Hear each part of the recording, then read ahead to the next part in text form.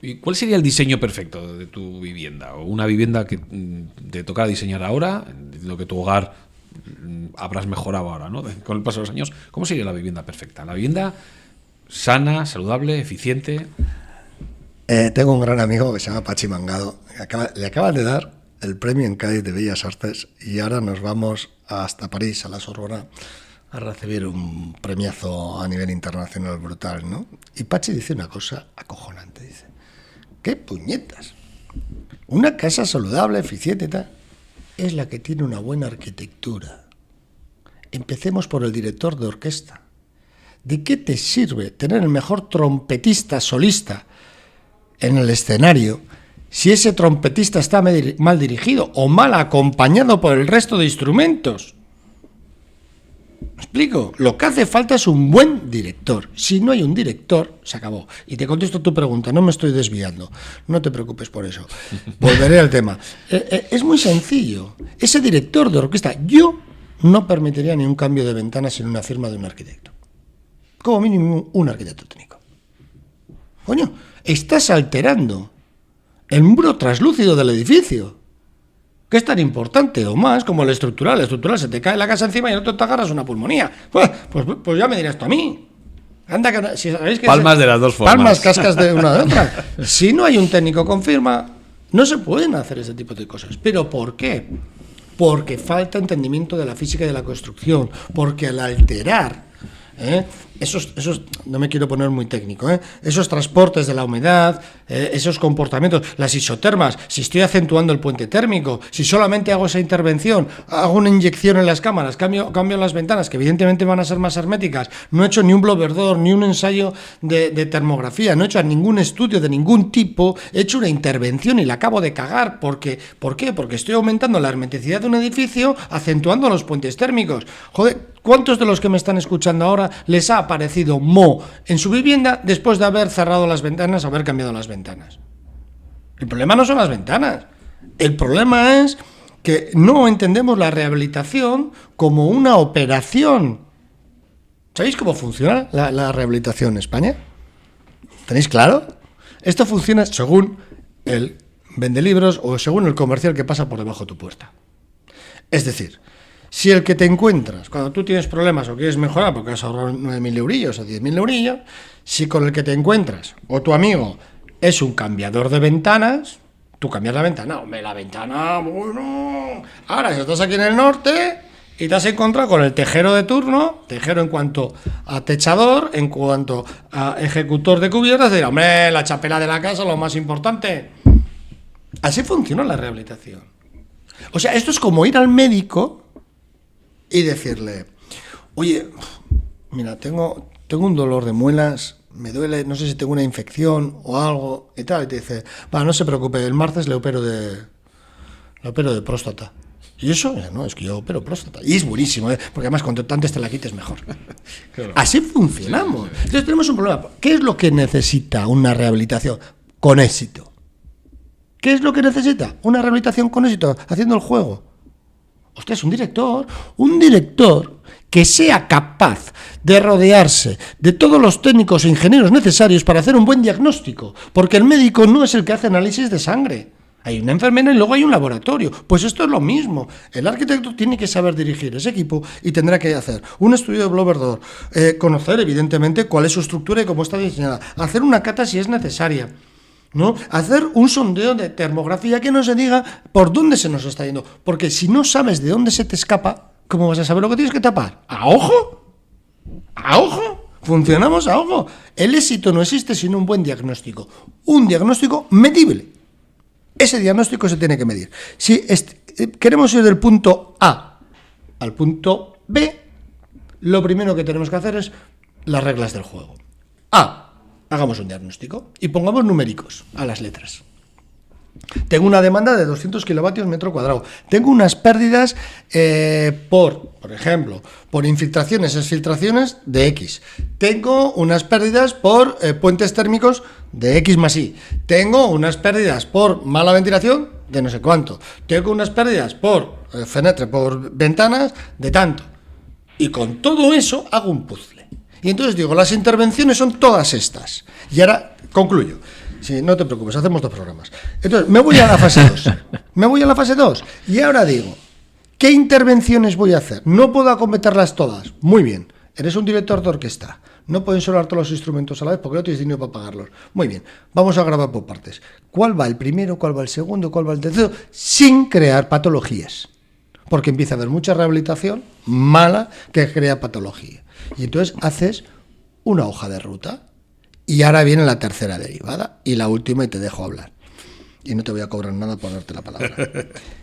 Haces la rayica y dices, ¿y ahora cuántos números? Es decir, he partido de 200 kilovatios metro cuadrado año y he acabado en 30 kilovatios metro cuadrado año. Ahí sí. Eso es una rehabilitación, eso es una intervención. Todo lo que se haga, levantando el dedo gordo para arriba, chupándolo y a ver si viene aire. Es que yo creo que el problema viene ahí, pues empiezan a aparecer ya figuras desde hace años, porque tampoco arranca el famoso técnico de cabecera. Que o sea, ¿queréis decir que la mayoría de las rehabilitaciones que se hacen en este país están hechas bajo el dedo y yo te cubro? Simplemente que no están estudiadas en el edificio como su conjunto. Es decir, tengo que intervenir en la fachada, hago la fachada, pero lo que comenta Koldo, no analizo otras cosas. Es decir, no analizo qué ventanas tienen ya puestas los vecinos. Es decir, al final... Claro, para que no lo metan a la cárcel, hay excepciones que son las que nos van a criticar. Entonces, los que nos van a criticar por estos comentarios, menos ellos, todos los demás lo hacen bien. Perdón. No, el tema está ahí, que hasta que no veamos el edificio como un único conjunto que tiene que funcionar al unísono, pues seguiremos haciendo obras puntuales. Ahora hago una obra de accesibilidad y ahora hago solo la fachada. Que una obra puntual sea una fachada, una fachada. La sí, fachada porque normalmente es una tú cuando inversión haces... posiblemente de las más potentes que tengamos que hacer pero ¿sabes qué pasa? en nuestro hogar. ¿Sabes qué pasa, Martín? Que tú cuando haces, por ejemplo, una fachada... Y tiene razón, es decir, a mí no me ha venido una empresa y me ha empezado a hacer catas a decir esto, sino, bueno, ¿qué quieres? ¿Fachada ventilada? Bueno, eso sí, lo estudiarán. Si es mejor la fachada ventilada, lo otro, tal. Sí, pero claro, si tú intervienes, por ejemplo, en las fachadas, también luego tendrás que ver aspectos como la ventilación y regeneración del aire. Claro, es decir, si tú el edificio lo haces mucho más estanco... Es decir, que en mi próxima reunión de copropietarios, porque estamos con la fachada ahora, tengo que decir o preguntar al arquitecto, que es el que coordina el tema, ¿habéis hecho un estudio de ventilación? No lo va a hacer, porque no se hace el porcentaje... ¿Por qué tengo que preguntar? Porque es que eso sí que es importante. Sí. La gente no sabe. Usuarios... ¿Cuántos kilovatios?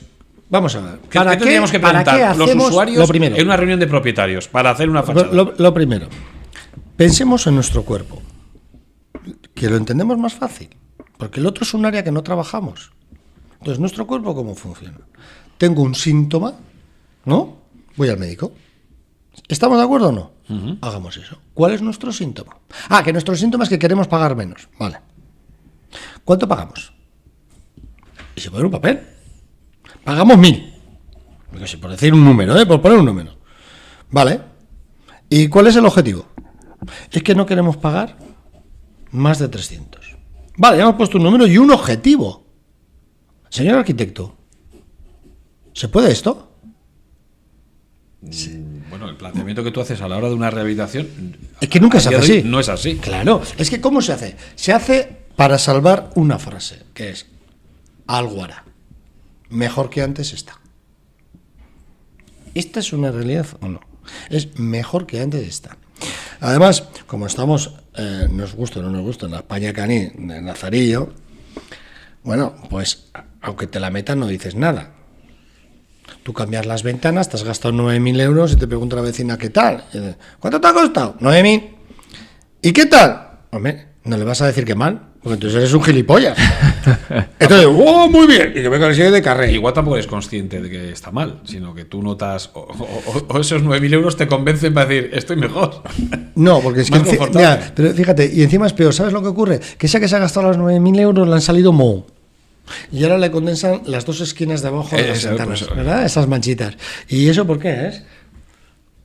Porque no se ha hecho un estudio de transporte de la humedad, ni de hermeticidad. Con lo cual nos lleva a una situación en que ese edificio, en esas características y en esa situación, ahora el de la ventana le dice, te he puesto unas ventanas tan buenas que es que tienes que ventilar más. Porque usted tiene moho porque vendía más. Dice, coño, para eso tenían las de antes, con las ventanas cerradas, los 9.000 euros en la cartilla por lo que pueda pasar, y antes Pascua, porque para tener las ventanas abiertas. Esto son ejemplos reales. Y yo lo que reivindico es el número. un buen análisis del punto A un punto B. En esa rehabilitación que vas a cometerte de fachadas, ¿cuál es la demanda energética que tenéis? ¿Y en cuál os vais a quedar? Ni idea. Entonces, ¿cuál es el compromiso de una buena ejecución? Ni idea. No, bueno, todo parte, en la mayoría de las fachadas, todo parte porque se ha habido un desprendimiento en una fachada. Sí, en vuestro caso era por eso, ¿no? El Por ayuntamiento ahí patologías. había dicho, o lo haces la fachada o No tienes otro problema mayor. tienes otro problema. Vale. Entonces, a partir de ahí, claro, que... Sí, pero eso es otra cuestión. Sí, Ahí hay pero una la avería, mayoría- la el mayor- arreglo. la Pero que mayoría de nadie las piense que está haciendo una rehabilitaciones rehabilitación energética. Ya. No, lo que pasa es que ellos, además, a raíz de tener una serie de patologías, lo que han decidido es ya que van a poner un andamio, rehabilitarla energéticamente. El yaque es caro, ¿eh? El yaque es más caro que ni Ya que sí, no, nos está costando ya una pasta. O sea que solamente, y no hemos puesto el andamio todavía. Por eso a mí me parece muy importante un buen diagnóstico y un paso a paso. Casi nunca vamos a poder afrontar la rehabilitación íntegra. Y habrá que hacerla pausadamente. Eso es entendible. Pero ¿cuál es el primero y cuál es el segundo y cuál es el tercero? Y esto es un buen diagnóstico con un buen arquitecto y un buen proyecto. Es que si yo hubiera tenido en una de las reuniones, como yo hablo de las miles de comunidades que hay por ahí, un arquitecto que nos explicara las cosas que estás explicando tú, Koldo, posiblemente el concepto de la rehabilitación sería otro. Porque si te vas a comprar un coche, tú que te gusta mucho poner símiles, si te compras un coche, todos sabemos lo que son los caballos de potencia, la cilindrada, el freno ABS, o sea, todos o la O mayoría aunque no lo sabemos. sepamos, que es mi caso, Los miramos. sabes que hay una escala del 1 a 15, que todos tienen que ser mayor que 7 y tú te vas a quedar en un 9. Eso es. Sin embargo, en una vivienda Hay algo. no lo hacemos. Sí.